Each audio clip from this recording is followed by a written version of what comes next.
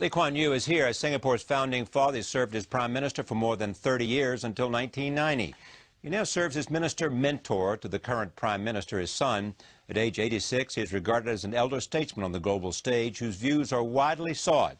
He's in the United States for meetings in New York with people like Henry Kissinger, in Washington with people like the chairman of the Federal Reserve, Ben Bernanke, and the president of the World Bank, Bob Zoellick. He will also receive a Lifetime Achievement Award from the U.S. ASEAN Business Council. I am pleased to have him back at this table to get a worldview that he is highly regarded for understanding the dynamics of the world that we have come from and the world that we are going to. So welcome. Thank you. Where are we, do you think, in terms of a kind of world order? We have gone through, in the 89 and 90, the collapse of the Soviet Union, the collapse of the Berlin Wall. Then we had the United States engaged in the Middle East in a long war that continues. Then we had the global economic crisis. So many people say, what is going to come out of this? Well, I see the imbroglio in Iraq and Afghanistan as distractions. It's not going to change the world, whatever happens to Iraq or Afghanistan, because the major changes that are taking place is the recovery of China and to a lesser extent of India, the places they occupied 2 centuries or 3 centuries ago before Western colonization blanketed them.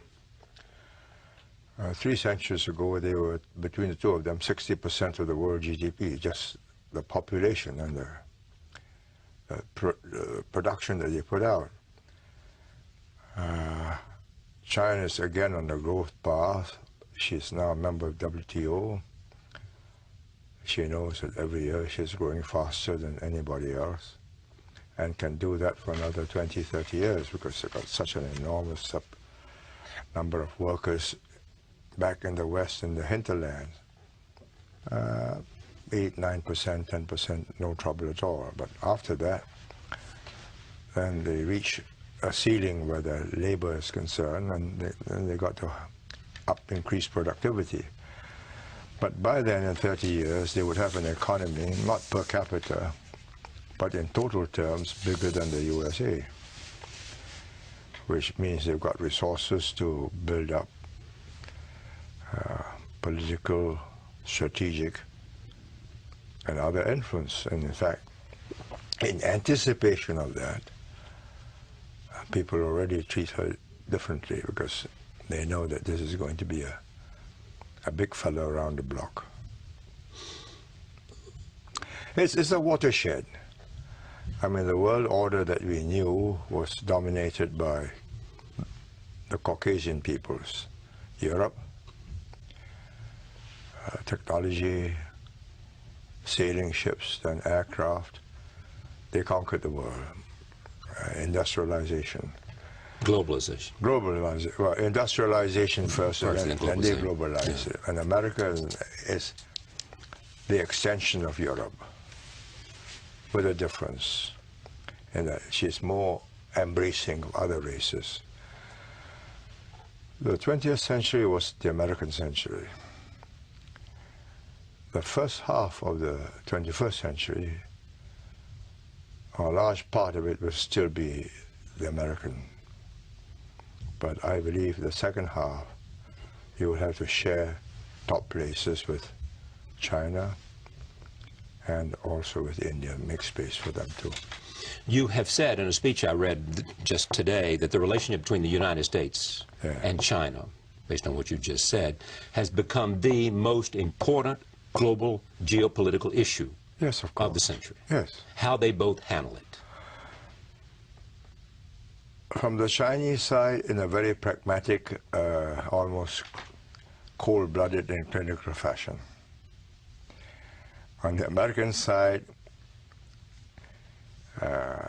there's been some vacillation. First, China is an adversary, strategic adversary, then China is a strategic partner, then China is a stakeholder, then China is a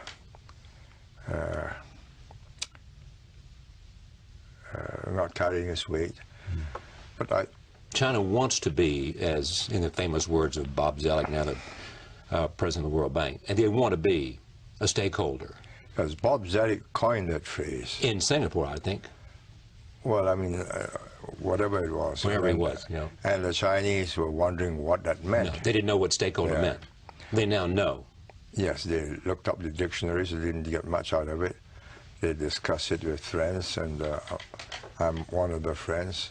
So I said to them, well, that means, although you're not a shareholder in the company, you have an interest in the company, because you sell to the company, and if the company goes bust, you've got no customer. And if you've got no customer, your trade will go down and you have unemployment. So you have an interest in keeping that company going. And they have an interest in keeping you going because you are a good customer. You're a good producer for them. Cheap goods, cheap products, and good quality. Well, there's great hope that they will become more of a consuming economy and we'll become more of a saving economy. You point that out. The Chinese have had 4,000 years or 5,000 years of all kinds of catastrophes. Earthquakes, floods, famine, invasions, where the central government failed entirely. And nobody can help you. You've got to help yourself. Let me tell you this anecdote. I was having my game left shoulder from golf being massaged by a very superior Chinese master who attends to their leaders. I mean, they sent him down to try and fix my game shoulder, and he fixed it in 3 weeks. So we had to chat, because I have 45 minutes on the couch, what can I do? So there was a flood up the Yangtze River. So I said, oh, well, now you've opened up. You get lots of relief supplies. He looked at me and puzzled. He says, you don't understand. The relief supplies will arrive in Shanghai. The floods will prevent it from reaching the villages. And each village knows that it's going to happen from time to time. And up on a little hill, they keep the rice, the salt, and all the essentials safe so that they will survive such a calamity.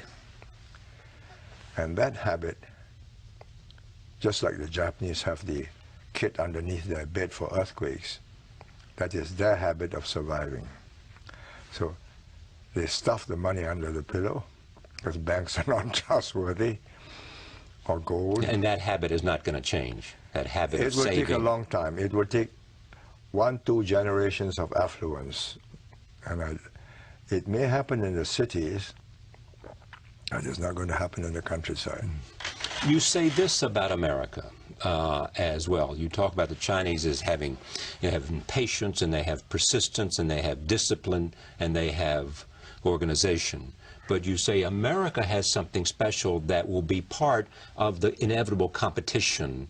It is its resilience, and more importantly, its creativity. Yes, of course. Look, it's not just American talent that gets you here. There are just 300 million people, and they got 1,300 million, and very many more able people.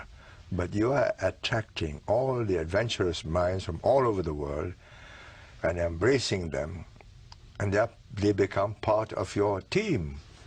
Now, I don't see 2 million Indians and 500,000 other peoples, Japanese, Koreans, and others, becoming part of China. I mean, first, the language is so difficult. Yes. Secondly, the culture is not embracive.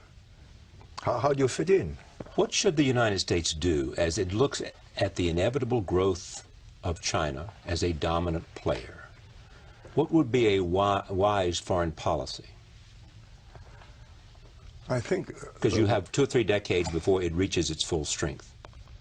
No, even in 3 decades, it won't reach its full strength. In 3 decades, its per capita is still about 1/3 of America. Right. Its gross domestic product. Well, for it to reach America's standard of living and standard of technology will take more than 100 years. So what should the United States do while it has the position it has now? I think make sure that they feel that they are accepted at the top table. Make sure that China feels like it's accepted at the top table. Yes, your place is waiting for you when you make it, but you've got to play by the rules of the game. And the key really is whether the next generation, this generation understands it.